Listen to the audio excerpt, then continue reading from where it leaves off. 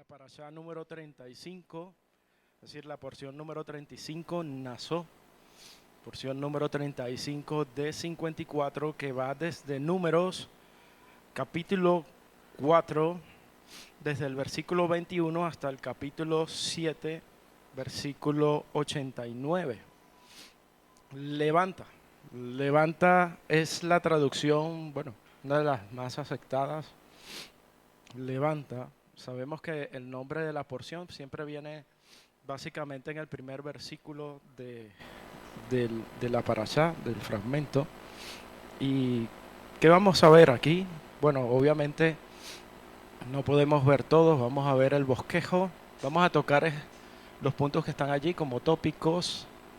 Dice la tarea de los levitas, es la continuación porque, déjenme ver la hora, son las 19, hasta las 10, ¿no es, Dani? Hasta las 10.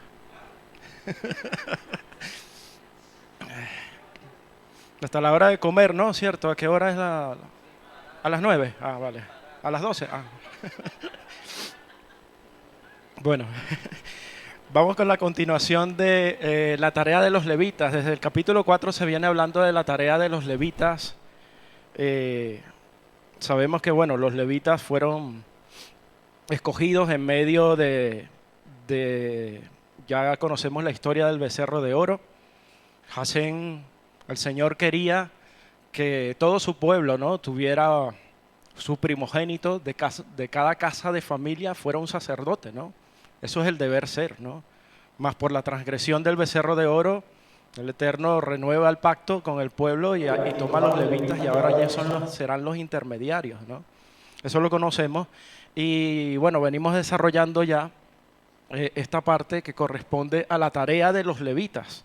Sabemos que, bueno, el sacerdocio arónico era una parte de los levitas, pero no era todos los levitas. Entonces, es como decir, bueno, todo judío es israelita, pero no todo israelita es judío, ¿no? Es algo así. Entonces, aquí viene la continuación, se nos hablan de dos. De todas maneras, vamos a tocar un poquillo sobre lo que son las actividades, a las responsabilidades de Coat. Vamos a ver, todo inmundo es echado fuera del campamento. Este es el capítulo 5. Yo creo que lo vamos a pasar por encima, vamos a enfocarnos un poco en lo otro. La ley sobre la restitución también la vamos a pasar un poco por encima, la voy a nombrar nada más. La ley sobre los celos, aquí sí nos vamos a enfocar algo porque está bastante interesante esto. Aunque suena duro, vamos a ver que esto tiene tela que cortar. Y el voto de los nazareos, ya en otras oportunidades se ha hablado de los nazir, ¿no? Quizás daremos un pequeño bosquejo allí y yo creo que vamos a llegar a la bendición sacerdotal. El Eterno nos permita, o la llamada bendición sacerdotal, bendición del pueblo de Israel. Sabemos que a veces con los nombres han jugado un poco y a veces da como una impresión de una cosa, pero la bendición es del pueblo de Israel, ¿no?, que la dan los sacerdotes, como dice en la Torá de Moshe. No es que sea de Moshe, es de Dios, pero la dio a través de Moshe. Entonces, también vamos a ver las ofrendas para la dedicación en el altar. Eso está en el capítulo 7, pero, perdón, no lo vamos a ver. No llegamos hasta allá. Ahora, si comemos a las 12, sí. ¿Quién levanta la mano? Vale. Creo que no fue aprobado. Tópicos, bueno, vamos los levitas, la ley de los celos y la bendición sacerdotal. Vamos a cerrar con ello. Sabemos que venimos desarrollando, ¿no?, todas las parashá, y lo que es la porción Naso en particular siempre cae esta fecha, muy cercana a Shavuot, y es una porción bastante interesante porque se viene desarrollando, habla de las tareas de la bodá, ¿no?, el trabajo para con el Eterno en el lugar donde Él decidió permanecer en medio de su pueblo. Después habla la exclusión de los que no pueden estar dentro del campamento, luego los lleva a un pecado que es grave, luego hace la reconciliación con el hombre a través del Nazir y nos da la bendición sacerdotal.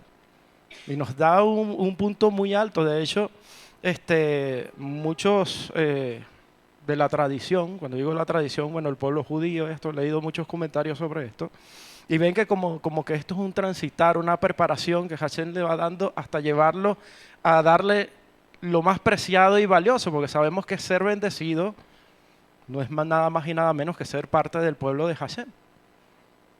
Y por allá está la última para allá, Besod Abraha, y esta es la bendición, y trata exactamente de lo mismo. Entonces, vemos como Mashiach, ¿no? Mashiach en medio de todo esto. Obviamente el espíritu de la profecía es Mashiach, es decir, que todo está orientado hacia Mashiach. Es la base, de ahí nace todo, eso lo dice Apocalipsis, no recuerdo el versículo, soy malo para los números, menos las sumas y las restas, pero lo demás sí soy malo.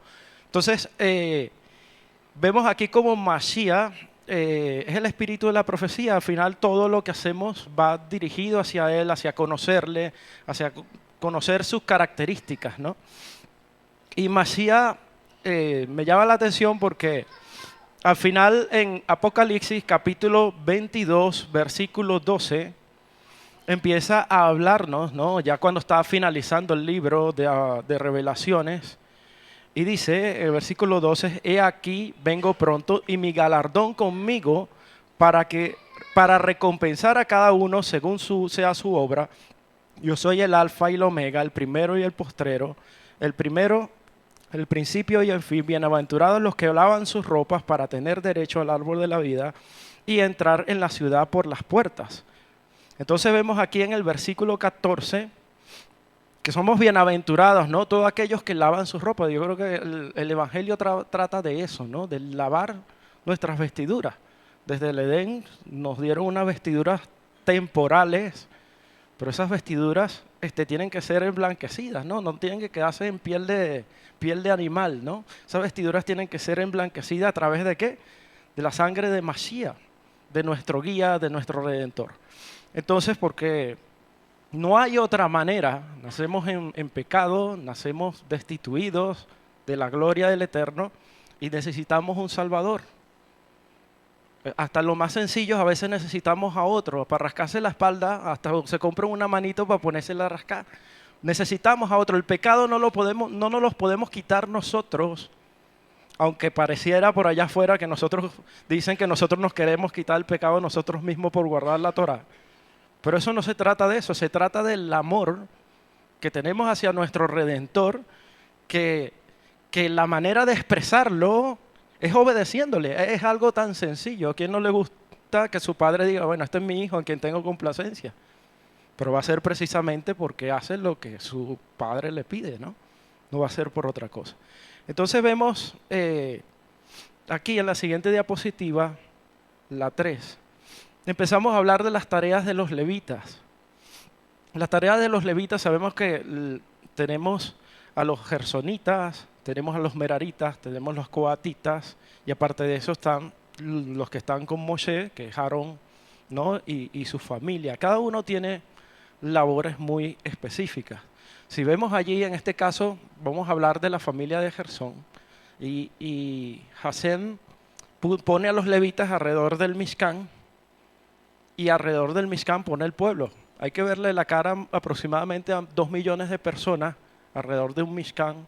Yo no me imagino eso cómo será, pero es que esto se tenía que verse, ojo, que tenían animales, que tenían sus casas, sus tiendas. Imagínense, yo creo que Israel lo veían desde una cima, lo veían allá y eso daba miedo acercarse a tanta gente que había allí. Entonces, pero ellos, no sé cómo, pero lograron acampar, y eso sí estamos seguros, que lograban acampar alrededor de todos ellos. Y en cuanto al Mishkan, Hashem entrega labores muy específicas. En caso de los gersonitas, transportarán las cortinas del tabernáculo y la tienda de reunión, su cubierta, la cubierta del tejón que está encima de él, la cortina de la entrada de la tienda, también las cortinas del atrio, cortinas de la entrada del atrio, en fin. Si vemos allí, al final dice, así servirán, y ellos transportaban todo lo que pertenecía al Mishkan, todo lo que era flexible, ¿no? Por generalizar y dar una característica común entre todos. Mientras que vemos más adelante a lo siguiente, a los meraritas, Y ellos transportaban todas las cosas del Mishkan, pero en este caso lo que era lo rígido, ¿no? Los tablones del tabernáculo, travesaños, columnas, basas y todas sus estacas, las cuerdas, todos los utensilios. Y así asignaréis por nombre todos los utensilios que deben transportar. Entonces vemos claramente que, bueno, Pablo, obviamente, viendo todo esto, es una clara enseñanza de lo que hoy en día conocemos como el cuerpo de Mashiach, ¿no? ¿Qué es el cuerpo de Mashiach? Precisamente eso, cada quien hace funciones.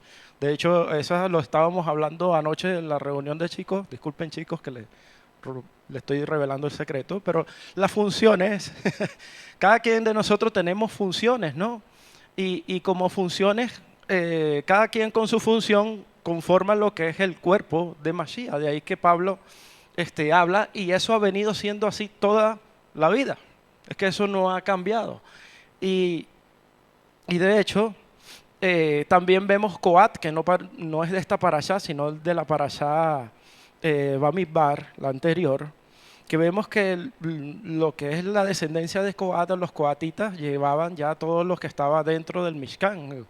Lo que era el arca, todo esto lo llevaban ellos. Bueno, el arca ellos se la preparaban los sacerdotes, cuestión que ellos no podían tocar, podían morir si se acercaban.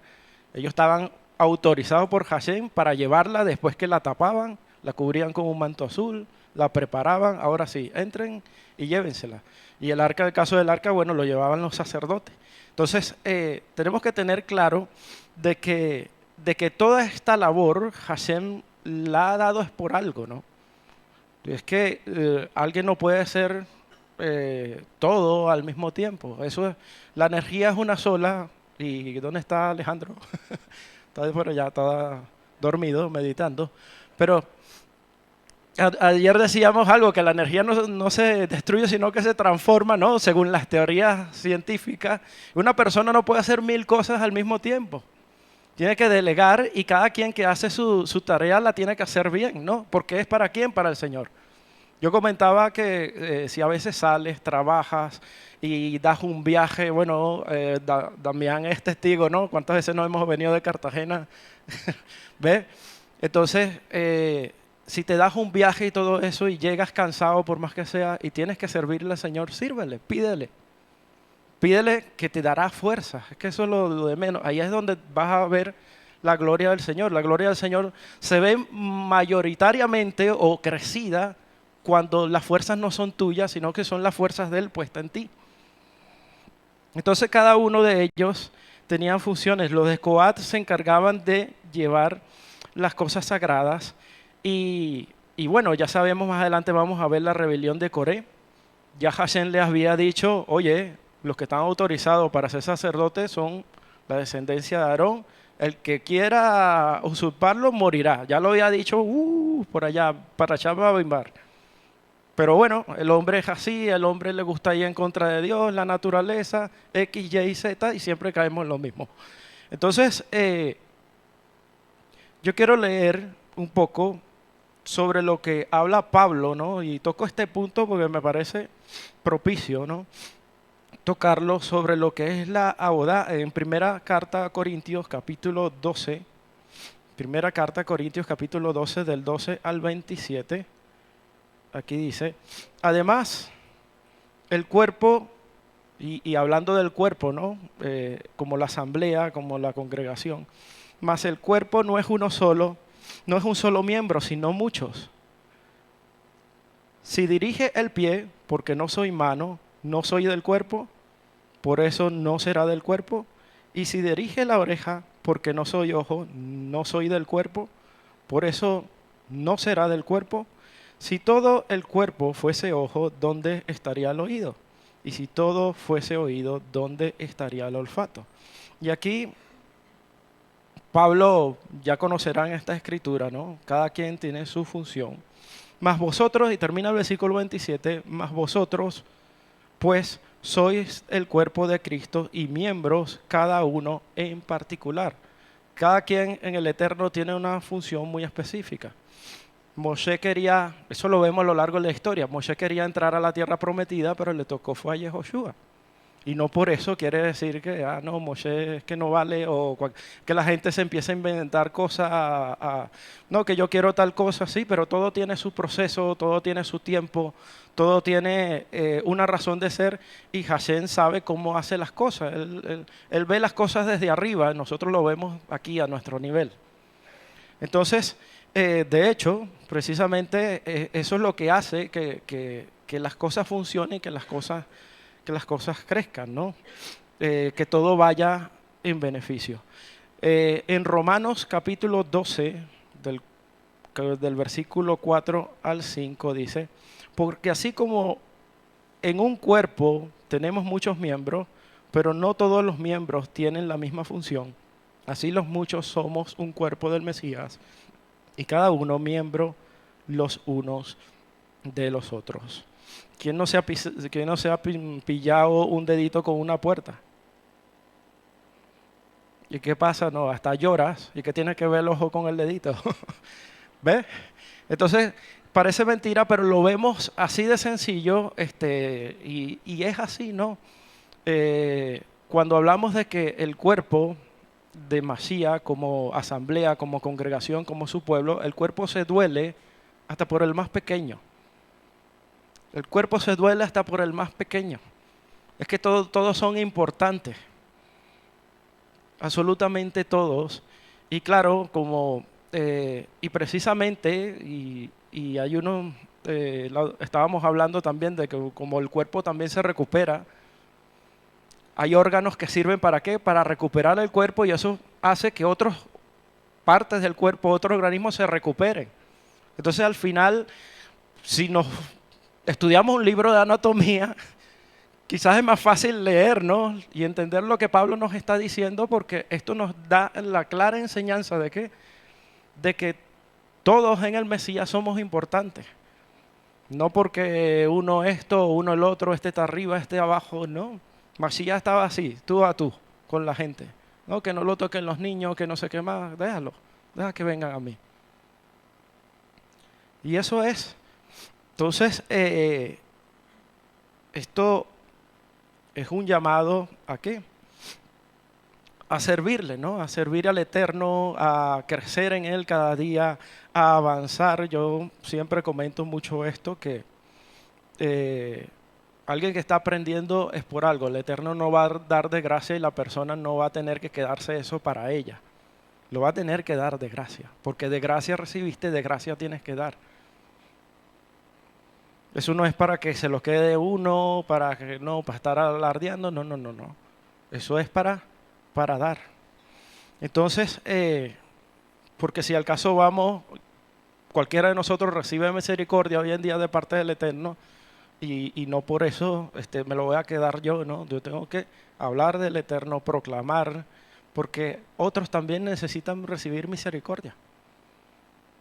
Y para eso es que estamos, para eso es que somos discípulos de Él.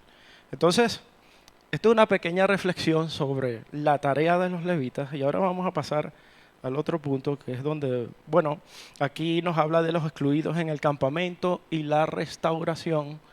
Eh, yo creo que voy a comentar esto, lo que está en amarillo nada más, porque dice, habla a los hijos de Israel, cualquier hombre o mujer que cometa cualquier pecado en perjuicio del prójimo, prevaricando así contra Hashem. Pablo en un momento dice que en amar al prójimo se cumple toda la ley. Es que cuando te metes con el prójimo también te estás metiendo con él.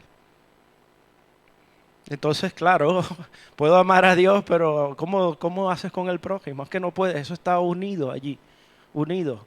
Te metes conmigo, dice Hashem. Entonces, esto es así. Recuerde que Hashem tiene especial cuidado con los huérfanos, con las viudas. Él tiene cuidados con cierto tipo de personas, ¿no?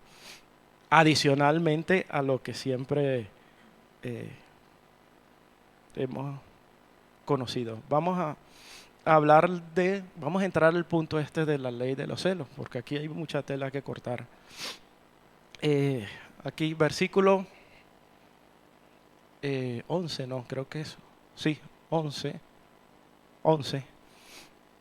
Dice, y habló Jasén a Moisés diciendo, habla a los hijos de Israel y les dirá, cuando la mujer de alguno se desvíe y le sea infiel, y otro hombre tenga relaciones con ella, y esto esté encubierto al conocimiento de su marido, porque cuando se mancilló no hubo testigo contra ella, ni fue sorprendida en el acto, y le sobrevenga espíritu de celos, de modo que recele de su mujer, habiéndose ella mancillado realmente, y sobrevenga espíritu de celos, y recele de su mujer, sin haberse ella mancillado, entonces aquel hombre llevará su mujer al sacerdote y llevará su ofrenda por ella, una 10 efa de harina de cebada, pero no derramarás sobre ella aceite, ni pondrás aceite ni incienso, porque es ofrenda vegetal de celos, ofrenda conmemorativa que renueva la memoria del pecado. Entonces el sacerdote hará que se acerque y se mantenga en pie delante de Hashem. Luego el sacerdote tomará agua consagrada en una vasija de barro y del polvo que hay en el suelo del tabernáculo tomará el sacerdote y lo echará en el agua. El sacerdote hará pues que la mujer se mantenga en pie delante de Hashem, soltará el cabello de la mujer y pondrá en sus palmas la ofrenda vegetal de recordación. ¿Qué es la ofrenda vegetal de celo? Es tanto que en la mano del sacerdote estarán las aguas amargas que traen maldición. Ustedes dirán, vaya tela, esto sí es fuerte, ¿qué está pasando ahí? Esto es un punto que quizás nadie quiere tocar, nadie se mete, lo ven, lo saltan. Y esto no se trata de movimientos machistas o feministas, porque eso está de moda, ni se trata de nada de eso. Simplemente se trata de algo que ocurrió en este mundo al principio de los tiempos, un gran problema donde la humanidad se metió y Dios nos está sacando de ello. Así de sencillo. Y yo quiero, antes de empezar allí, porque la humanidad en el futuro no será como lo es ahora. ¿Cómo lo sabemos? Por Mashiach. Mashiach le llegaron los saduceos, los que no creían en la resurrección, y le preguntaron allí, le hicieron una pregunta sobre la ley del levirato. ¿Saben cuál es, no? Que llega una mujer, se casa con su marido, el marido se muere, luego tiene que ir con el hermano y con el hermano, total, que se murieron los 7. Entonces dicen, pues como ellos no creían en la resurrección, entonces, ¿y en el cielo de quién será marido? Bueno, valientes los últimos, ¿no? Pero en el cielo, ellos como no creían en resurrección, ellos tomaban esa parte allí como para justificar de que no podía haber su resurrección, porque, oye, ¿con quién va a estar ella? ¿Con los 7? Imposible. Claro, y ellos se enfocaban en eso por ahí y por ahí desechaban, por ese pensamiento desechaban todo lo demás. Y Mashiach, ¿qué le dice? Versículo, esto está en Mateo 22, del 28 al 30. Dice, en la resurrección, pues, ¿de cuál de los 7 será mujer? Le decían ellos, porque todos la tuvieron. Entonces respondió Mashiach, le dijo, estáis errando al ignorar las escrituras y el poder de Dios. Pero ellos eran los que enseñaban las escrituras. Vamos a estar que ignoráis las escrituras. ¿Qué le está diciendo? Por esto te estás comiendo todo lo demás que está ahí escrito también y no lo estás viendo. Estás más ciego que una lombriz. ¿Ve? Y el poder de Dios. Y después le sigue diciendo, porque en la resurrección no se casarán ni se dan por casamiento, sino serán como los ángeles del cielo, porque cerca de la resurrección de muertos, bueno, hasta aquí ya le da el punto clave. Primer punto clave. Lo que es hombre o mujer es aquí en la tierra, se acabó.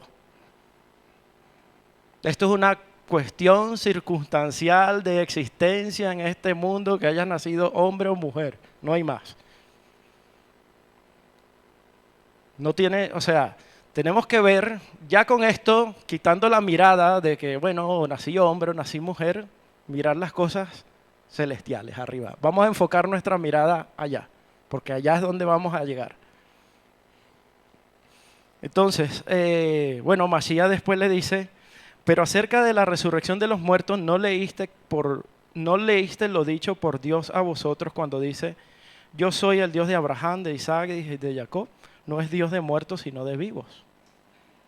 ¿Y dónde habla de resurrección allí? No sale específico. Si buscas por el buscador resurrección, no te va a salir ese versículo. Seguro que no. Pero es lógica de entender que si Abraham, Isaac y Jacob van a estar vivos, tiene que haber una resurrección. Falta de sentido común, ciegos. Ciegos. ¿Ve? Entonces, ¿por qué digo esto y por qué traigo este versículo? Porque para evitarnos prejuicios y cosas, porque lo que vamos a comentar es algo circunstancial y tenemos que aceptar que la humanidad se metió en un problema que no puede rascarse la espalda ella misma, tiene que Dios venir y sacarlo. Y eso es lo que está haciendo Masías. Aparte de eso, también cabe resaltar que del celo de Dios, en Éxodo 34:14 dice, porque no te postrarás, ante ningún Dios, yo Hashem, cuyo nombre es celoso, Dios celoso es. ¿Qué celo es este? ¿Por qué Dios nos cela tanto? Por ahí hay unos que escuchan la palabra celo, eso no es de Dios. Ya va, espérate. ¿De qué estamos hablando? ¿Por qué Dios nos cela tanto? Porque Él quiere sacarnos de aquí.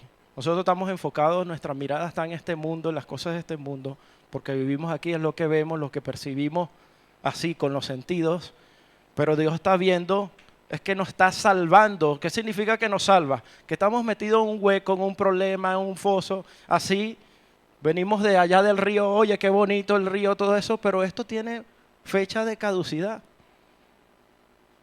Esto en algún momento se va a acabar y nosotros tenemos que estar enfocados, como decía Pablo, en las cosas de arriba. Entonces, Dios nos cela. ¿Por qué? Porque quiere que nosotros le hagamos caso. Él pone, por gracia, pone de sus ruas HaKodesh en nosotros, por gracia nos pone esto, por gracia nos pone lo otro. ¿Para qué?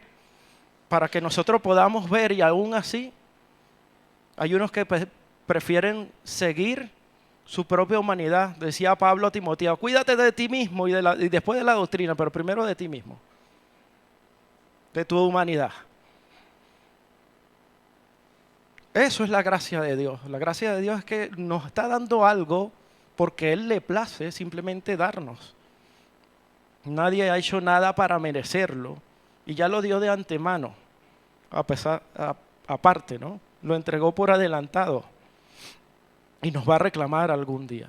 Yo quiero que veamos aquí lo que dice Isaías, porque vamos a entrar, si entramos en los celos, entramos en el matrimonio. Isaías 54, capítulo 54, del 5 al 7. Fíjense esto, el esposo de Israel. Esto es algo muy hermoso lo que dice aquí. Dice, Isaías 54, del 5 al 7, dice, bueno, aquí esa es la NVI. Bueno, voy a leerle aquí. Esta es la textual, dice, porque marido tuyo es tu hacedor, Hashem Sabaoth es su nombre, y tu redentor, el Santo de Israel, que será llamado Dios de toda la tierra, como a mujer abandonada y abatida, te vuelve a llamar Hashem, y como a esposa de tu juventud que ha sido repudiada, dice tu Dios, porque por un breve momento te abandoné, pero te volveré a recoger con grandes misericordias. En la Escritura, hablar de adulterio, todo esto es como hablar de idolatría. Para Dios es exactamente lo mismo. Precisamente tu relación marital, los que están casados, es tu primera prueba para ver cómo te vas a manejar con Dios. Eso es lo primero. De hecho, cuando te vas al Apocalipsis te das cuenta que está muy, muy relacionado. Isaías 61, versículo 10. Con sumo gozo me regocijé en Hashem, mi alma se agrada con mi Dios, porque me ha vestido con ropas de salvación, me ha cubierto con el manto de justicia, como el novio y el sacerdote. y el sacerdote se visten esplandecientemente y como novia se engalana con sus joyas. Siempre la relación con nuestro Dios, con Hashem, es como el pueblo, ¿no? El pueblo o el esposo con su esposa o viceversa, da igual, da igual. Entonces, Dios ve la idolatría como en el matrimonio se ve el adulterio. Dios ve la idolatría como en el matrimonio se ve cualquiera de estas cosas.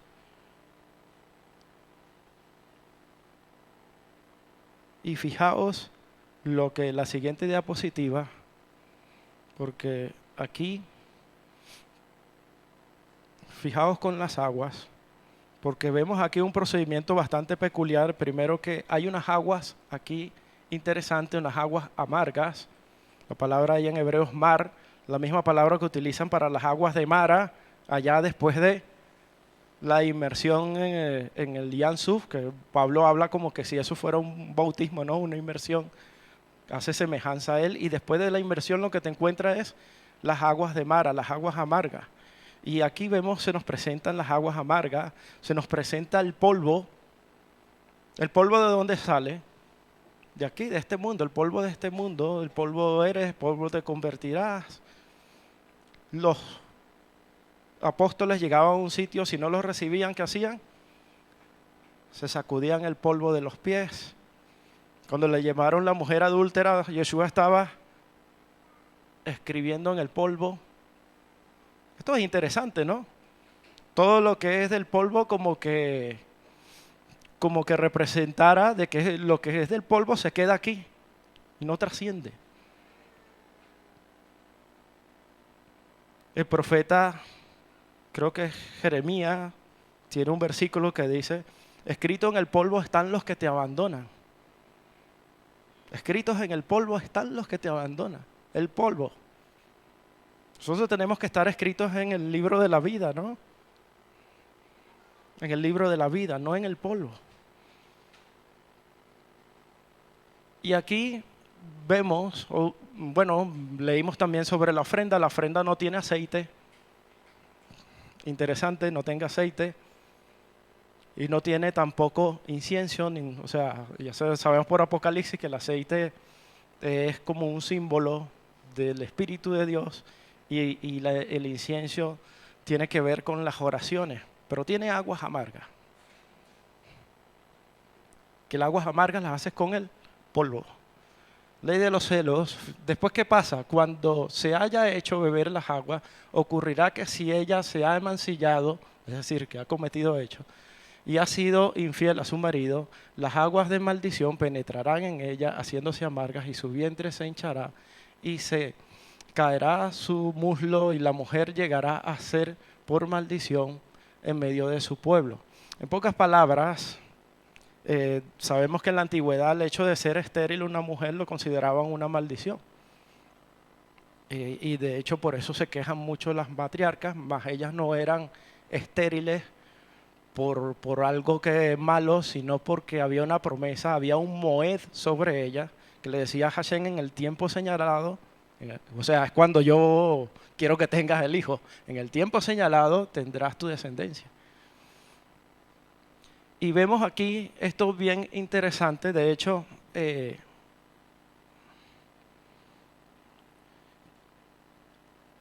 sobre el esposo viene un espíritu de celos. Y fíjense cuando habla de que ella se emancilla, ahí lo que dice es tamé ni tamé. Me llamó la atención. Y sabemos que lo tamé es lo que no es compatible con Dios. Ya, o sea, ya no puede. Y lo más interesante aún, que la palabra que está ahí en maldición, no es que que es la más conocida, que es una deshonra allí, pero bueno, es ahor. Y ahor es lo peor de lo peor. El ahor es, olvídate, que ya no vas. El ahor es cuando Abraham en capítulo 12 dice, ahí está, el que te maldiga lo maldeciré. Ahor está metido allí, váyatela. Un inacceso total, y eso lo vemos allí, en ese hecho que pasó. Ahora yo quiero aquí entrar un poco en versículos, porque fíjense algo, Proverbios 6:32 dice, el que comete adulterio es falto de entendimiento, corrompe su alma, bueno, la traducción, su nefesh, el que tal hace. Corrompe, o sea, fijaos que esto tiene bastante peso, ¿no? Corrompe, y si somos templo y morada del Espíritu Santo, se imaginarán, ¿no? Yeshua enseñando sobre el matrimonio y el divorcio. Mateo capítulo 5, versículo 31 dice, y fue dicho, cualquiera que repudia a su mujer, dele carta de divorcio, pero yo os digo que cualquiera que repudia a su mujer, salvo por causa de fornicación, hace que ella adultere, y cualquiera que se case con la repudiada adultera. Esto es interesante. Esto es en Mateo, y Mateo 11, más adelante lo vuelve a explicar y da más detalles. Da más detalles, dice, él respondió y dijo, ¿no leíste que el que los creó desde el principio los hizo varón y hembra? Y dijo, por esto dejará el hombre al padre y la madre, se unirá a su mujer y vendrán a ser solo una carne. Así que ya no son dos, sino una sola carne, por lo tanto, lo que Dios unió al mismo yugo no lo separa el hombre. Le dice, ¿por qué pues Moisés mandó a dar carta de divorcio y a repudiar? Le dice, por la dureza de vuestro corazón os permitió Moisés repudiar a sus mujeres, pero desde el principio no fue así. Yo os digo que cualquiera que repudia a su mujer, entre comillas, a no ser por causa de fornicación, se casa con otra adúltera. Esto es interesante, porque lo que yo he aprendido toda la vida es que adulterio te casas y te vas fuera, y fornicación es que no te has casado y andas en andanzas. Pero esto no cuadra aquí. Porque si estoy casado, ¿cómo voy a fornicar? Si me voy afuera, ¿no sería adulterio? Pero él me dice, si fornica, hace que se vaya afuera y adulteras. Yo sé que legalmente, terrenalmente, nosotros hablamos de matrimonio, nosotros hablamos, bueno, sí, la legalidad aquí, terrenal y todo esto, pero esto tiene una trascendencia mucho más allá que no se ha visto. De hecho, los discípulos que le dijeron a Masías, si es así, mejor no casarse. Esa fue la respuesta de ellos. ¿Y qué fue lo que dijo Masías más adelante? Pues le dijo, no todos tienen la capacidad para este dicho, sino aquellos a quienes se les es dado. O sea, que Masías tampoco es que lo explicó del todo. Entonces, si vemos aquí adulterio, es la palabra moijao en griego, y la palabra fornicación, la conocida por todos, es porneia. Y ya por lo menos ya podemos tener una impresión del porneia. Quizás ¿será que hay porneia dentro del matrimonio? Entonces, esto se pone bueno. ¿Por qué? Porque aquí, después de esto, vamos a desempacar como un regalo que tiene un lazo y lo abres y tiene una caja, y cuando abres está otra caja dentro, como las muñequitas rusas, y así vas hasta que encuentras el regalo. Así lo vamos a desempacar. Y vemos que fíjense lo que dice aquí, 1 Corintios 7:39, la mujer está ligada mientras su marido vive, pero si el marido muere, está en libertad para casarse con quien ella desee, solo que en el Señor. Es decir, que la mujer, mientras a ella se puede haber divorciado, o el hombre, también eso aplica, es bilateral, ellos se pueden haber divorciado terrenalmente, pero siguen ligados en algo más profundo que esto, que lo físico. De allí que Mashiach,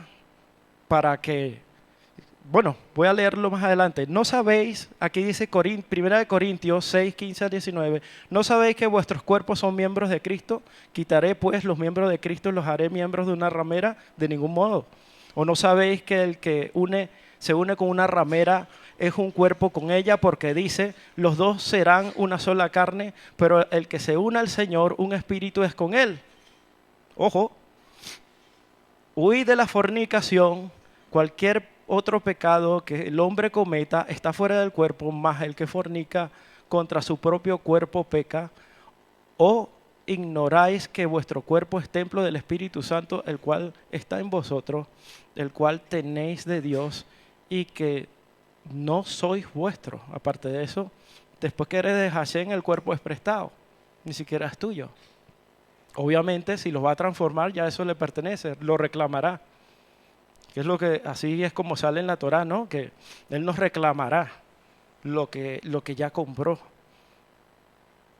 Y aquí es donde entramos en algo interesante, porque si, si lo que leímos en Isaías, sabemos que Israel es la novia, que en algún momento le dieron carta de divorcio, o la Casa del Norte le han dado carta de divorcio.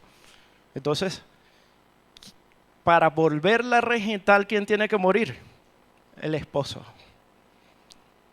Y para que muera el esposo, ¿quién tiene que morir? Dios. Qué problemón tan grande, ¿no? Ya por ahí nos dice que Mashiach ¿es o no es Dios? Ya, de una.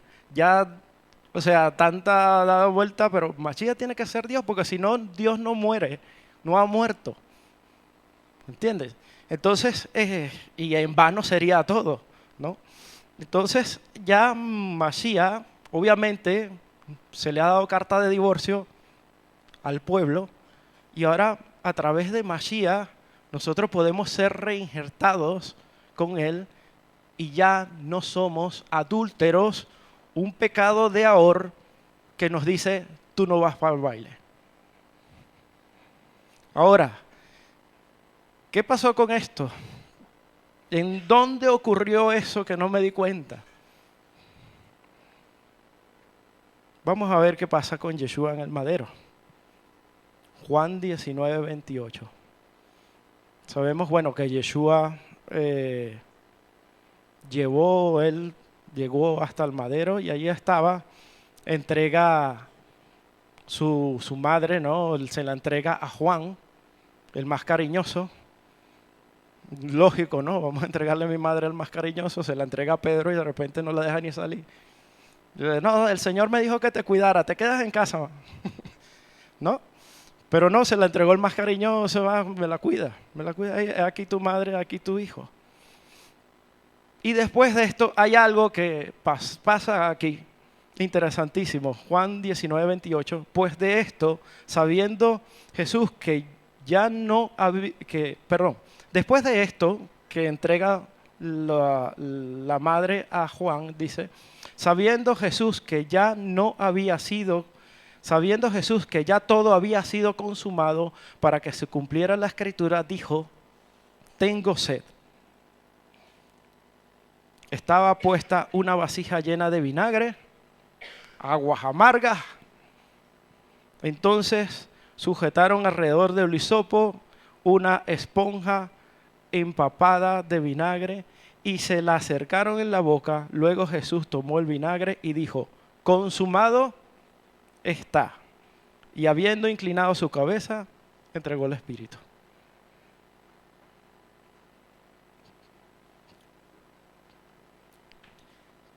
Y aquí dice la escritura, la Biblia, por lo menos la Reina Valera estuve revisando, y dice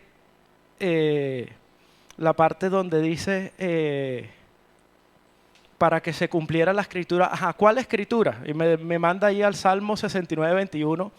Se pusieron además hiel de comida y en mi sed me dieron a beber vinagre. Sí, puede ser un salmo mesiánico, puede estar el vinagre metido allí. Pero ¿de dónde David tenía esa inspiración? Dios se la daba, obviamente conocía la escritura. En realidad, se está cumpliendo la escritura en un salmo, en una canción. ¿Será o será que se está cumpliendo en la base de la salvación? Que es lo que Mashiach ha establecido desde el principio, donde está arrancando el pecado de raíz. No está dejando nada que quede en contra del que señale al hombre. Pues ahí está. Ahí fue donde Masías arrancó. Esa idolatría desde el principio que estaba allá. Ese error que cometieron ambos, porque ahí no es que Eva era la culpable o que Adán era el culpable. Adán, ¿dónde estabas tú cuando tu mujer estaba hablando con la serpiente? ¿Estabas trabajando? No se puede, en esa época no trabajaba. Bonita no creo que sea la serpiente, para que la mujer estuviera allí, ¿no? Hablándole al oído. Eva, ¿qué hacías escuchando algo que no tienes que escuchar?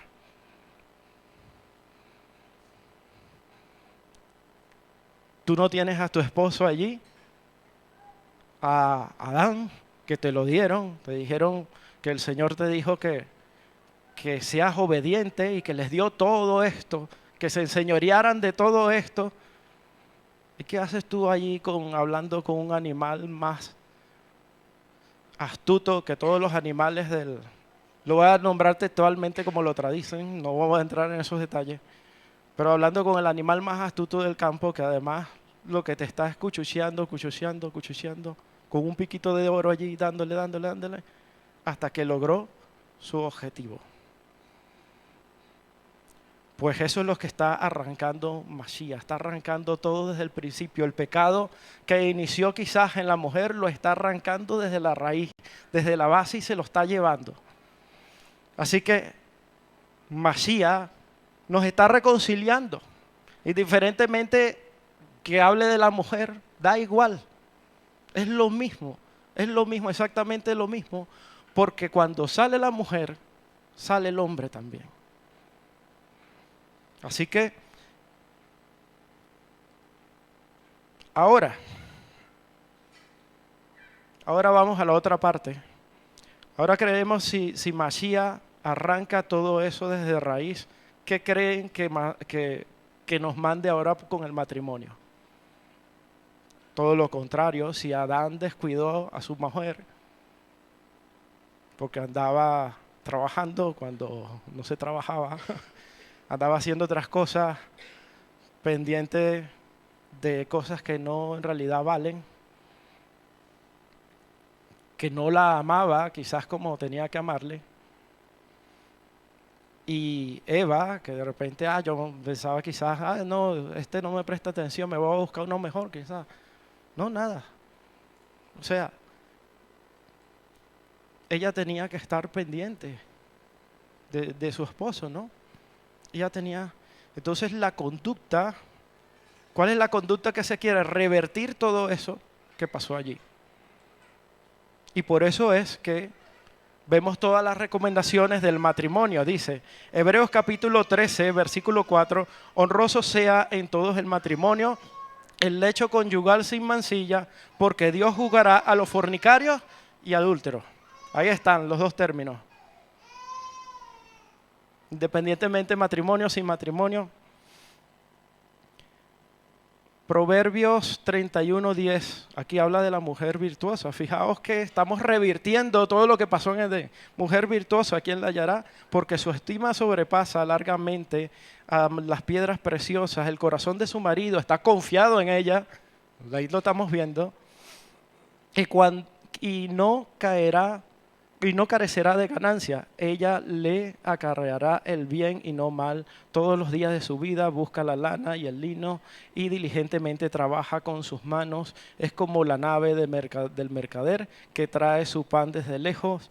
Se levanta cuando aún es de noche, da alimento a su familia y la porción asigna a sus criaturas. Y bueno, de allí sigue una cantidad de descripciones. Y lo que estamos viendo claramente es que se está revirtiendo. Cuando Adán descuida a su mujer y la mujer empieza a escuchar otras cosas que no debe escuchar, ¿qué están haciendo? Descuidando a su familia. No le dijeron multiplíquense, reproduzcanse, fructificados. Eso se lo habían dicho ya. Descuidó a su familia y por eso que todos nacemos en pecado, porque si acaso vamos a Adán, aunque lo vemos como un nombre en la Biblia, Son 3 letras que están regadas a lo largo de toda la Biblia y al principio le ponen Adán, después le ponen hombre, después le ponen humanidad, dependiendo del contexto lo traducen, pero Adán es la marca, el modelo, mejor dicho. Nosotros somos Adán porque somos la creación que Dios hizo, somos el ser humano que Dios creó, el Adán. De hecho viene del Aleph y el Dalet Men, que es sangre, ¿no? Dalet Men es sangre y el Aleph con el aliento de Dios. Entonces, somos un modelo. Fíjense, Génesis 2:18 dice, dijo Hashem Elohim, no es bueno que el hombre esté solo, le haré ayuda semejante a él. Una ayuda, otras Biblias traducen ayuda idónea. Y una ayuda idónea es alguien que te ayuda ¿a qué? A seguir adelante. Y obviamente que no sirve de nada que alcancemos muchas cosas en este mundo como pareja, los que están casados, si no tienen al Señor. Lo mismo que hablamos al principio. Proverbios 18:22, el que haya mujer haya el bien y la benevolencia que ha obtenido de Hashem. Y cuando digo que haya mujer haya el bien, se refiere a que se casa en realidad. Se está refiriendo a que encuentra esa ayuda idónea. Eso es lo que tienen que encontrar, la ayuda idónea. Efesios 5:25. Los esposos, amad a las esposas, así como el Mesías amó a la iglesia y se entregó a sí mismo por ella, para santificarla, así, habiéndola purificado en el lavamiento de agua con palabras, a fin de presentarlas a la iglesia para sí mismo, gloriosa, sin que tenga mancha ni arruga, ni cosa semejante, sino que sea santa y sin mancha. Así los esposos deben amar a sus esposas como a sus mismos cuerpos. El que ama a su esposa se ama a sí mismo. Escuchen esto, porque ninguno aborreció jamás su propio cuerpo, al contrario, lo sustenta y cuida, como también el Mesías a la iglesia, porque somos miembros de su cuerpo. Entonces vemos esto, aquí hay una relación mutua, lo que no se dio allá al principio, precisamente el arrepentimiento, precisamente consiste en ¿qué? En hacer todo lo contrario, allá lo hicieron mal, pero ahora aquí lo tenemos que hacer bien. Y precisamente allá, fijaos que en el Edén no se habla de que la cabeza del hombre, bueno, la cabeza de ellos obviamente sí es el Eterno, pero no se daba esa distinción que si la cabeza de la mujer es el hombre o no, eso es para acá. ¿Por qué? Por las consecuencias que hubo. Más no quiere decir que esto sea así como un método de machista o no, eso no tiene nada que ver, simplemente que si entendemos el concepto de que dos están caminando hacia un objetivo, es más fácil avanzar. Allí está. El matrimonio es eso, es avanzar hacia el objetivo entre dos. Cuando uno, es más fácil. A veces me gusta a mí salir por la montaña por allí, a veces ando solo en algunos lados y a veces pregunto, ay, y si me tuerzo un pie por aquí, ¿cómo bajo? No tengo nadie que me ayude. Entre dos es más fácil, ¿no? Pues de eso se trata, llevar la vida en adelante entre dos. 1 Corintios 7, de 3 a 4, el marido cumpla con la mujer lo debido y asimismo también la mujer con el marido. La mujer no tiene potestad sobre su propio cuerpo, sino el marido, e igual tampoco el marido tiene potestad sobre su propio cuerpo. Filipenses 43, no, ahí me equivoqué, 4, versículo del 3 al 7 dice, porque la voluntad de Dios es vuestra santificación a ambos, que os apartéis de la fornicación. Ojo, le está hablando el matrimonio, que se aparten de la fornicación, ojo con esto. Que cada uno de vosotros sepa cómo tener su propio vaso de santidad y honor, no por compasión de concupiscencia, como los gentiles. ¿De qué está hablando? De porneia, inclusive dentro del matrimonio. Como los gentiles que no conocen a Dios, inclusive los rebaja hasta el punto de no conocerlos a Dios, sino que nadie peque ni agravie a su hermano en este asunto, porque como ya los hemos advertido y testificado solamente, el Señor es vengador de todo esto.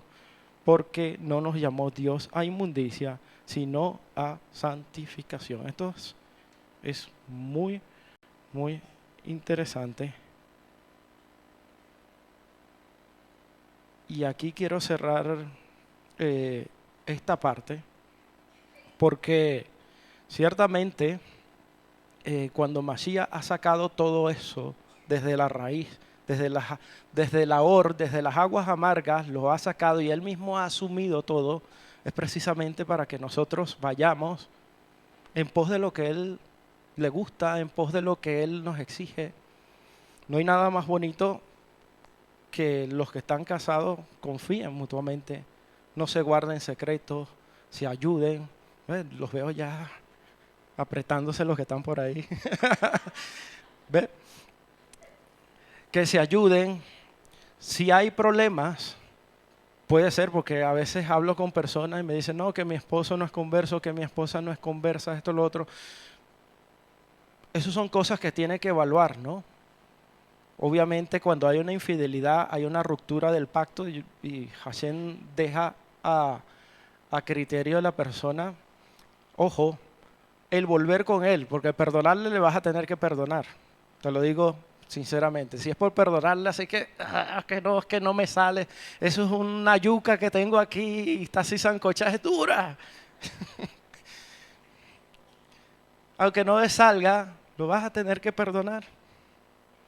Claro, otra cosa es que si quieres volver con él, porque si te lo ha hecho una, dos o tres veces, cuatro veces, eso es algo que tú tienes que valorar. Porque si hablamos de romper el pacto, ya él lo ha roto.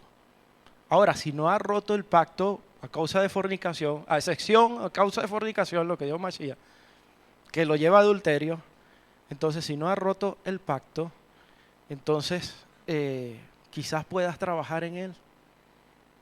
Quizás puedas trabajar en él. Y yo sé que es difícil, yo sé que es duro, yo sé que cuesta mucho, quizás, quizás no tengo palabras, quizás para explicarlo, pero si sientes que de verdad esa persona no te ha fallado, porque si te ha fallado ya es otra cosa, pero si de verdad que no te ha fallado, quizás merezca trabajar en él por otras razones, pero si te ha fallado ya es una cosa de que tienes que valorarlo, ¿no? Tienes que se me enterró la luenga. Tienes que valorarlo.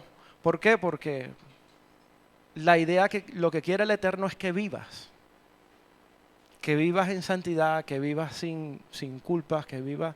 Y a veces es mejor poner finiquito a las cosas que te están trayendo raíces de amargura que te están atando. Entonces eso es algo que tienes que valorar bien. Voy otra vez al enredo. Tienes que valorarlo bien. ¿Por qué? Porque, bueno, es tu vida, es el Eterno y el Eterno te está llamando a santidad. Entonces, eso lo voy a cerrar aquí. Y bueno, habla después que Hashem nos pasea por allí, fijaos que arrancó el pecado, nos lleva al voto de Nazareo.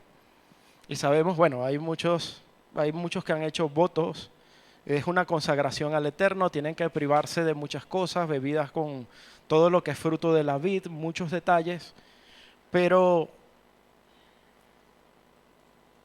esto es una consagración al Eterno, ¿no? El voto de Nazareo, no voy a entrar porque ya estoy sobre hora. Y voy a cerrar aquí. Aquí nos lleva Hashem. La segunda diapositiva. Dice, la bendición de los hijos de Israel. Algunos lo llaman bendición arónica, otro el Birkat Kohanim, bueno, que es lo mismo de bendición arónica, o de los sacerdotes, del sacerdocio. Al final, ¿qué es? La bendición hacia el pueblo de Dios. Yo creo que hay unos que ya conocen eso de las manos, ¿no? Esa es la manera en que se hacía. Aquí ellos tenían la diadema, que estaban los santos para Hashem, y colocaban sus manos, ¿no? Aquí cuesta... Menos mal que no nací en la época de los levitas, porque me hubiesen dejado bien lejos. Entonces, ellos hacían esto así y daban la bendición. Ahora, antes de finalizar 5 minutos en esto, Habló Hashem a Moshe diciendo, habla a Aarón y a sus hijos diciendo, así bendeciréis a los hijos de Israel. Diles, Hashem te bendiga y te guarde. La bendición, ¿cuál es? Formar parte de su pueblo, ¿no? Injertados en el pueblo, tener que Hashem tiene hijos. Y te guarde, coloque un cerco delante de ti. No voy a entrar mucho en detalles allí, eso ya se ha hablado. Que haga resplandecer su rostro sobre ti, el orpanín, resplandecer su rostro, la luz de Hashem sobre de su rostro. Y ahí la palabra panín, sabemos que panín está en singular, ¿no? Y lo traducen como caras, bueno, pero el panín en realidad es una manera de que Hashem se da a mostrar al ojo humano, ¿no? Eso es un panín de Hashem. Entonces, vemos, haga resplandecer su rostro sobre ti. ¿Qué les recuerda eso? Vamos a ver, ¿a quién le resplandecía el rostro? A Moshe.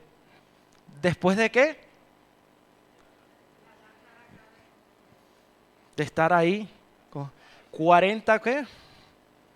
40 días. Esto ya nos dice que hay una comunión con el Eterno allí, con Él. Si hay algo que Pablo interpretó cuando habla de que Moshe tenía el velo puesto para que los hijos de Israel no lo vieran y después quitaba el velo y lo ponía, y vemos que el velo se rasga con Mashiach, quiere decir que Mashiach nos está dando acceso a tener una comunión directa, porque siendo Hashem y vino para acá, ¿ve? Bueno, Él se acerca y nosotros debemos seguirle, por eso Él fue lo que dijo, seguidme, toman su cruz y síganme. Entonces, esto significa comunión con el Eterno, ¿no? Obviamente. Y tenga misericordia de ti. Hashem alce su rostro sobre ti. Vemos varias veces en la Escritura que Hashem voltea su rostro. Y cuando Hashem voltea su rostro, ni que lo busque quien lo busque, no lo va a encontrar, no lo van a hallar. Hashem, por lo tanto, cuando Hashem voltea su mirada hacia ti, es que está presto para escuchar el clamor, ¿no? Muchas veces pasó eso, lo vemos en las Escrituras. Por lo tanto, es una bendición porque puedes tener comunión con Él. Y ponga en ti paz, ¿no? Shalom lo traducen como paz. Sabemos que shalom es algo más que la simple palabra paz. Que shalom tiene que ver con estar llenos, completos, que no te falta nada, estar completos en el Eterno. Y dice, así pondrán mi nombre, y escuchen esto, con esto, así pondrán mi nombre sobre los hijos de Israel y yo los bendeciré. Hashem te bendiga, Hashem te guarde, Hashem haga resplandecer tu rostro, Hashem tenga misericordia de ti, Hashem alce sobre ti su rostro y ponga en ti shalom. ¿Qué más necesitamos? Yo creo que nada. Completo, termina en shalom, ¿no? Estar completo. Pues entonces, muchachos, subíos aquí, que vamos a cantar, vamos a terminar de esta manera, finalizo.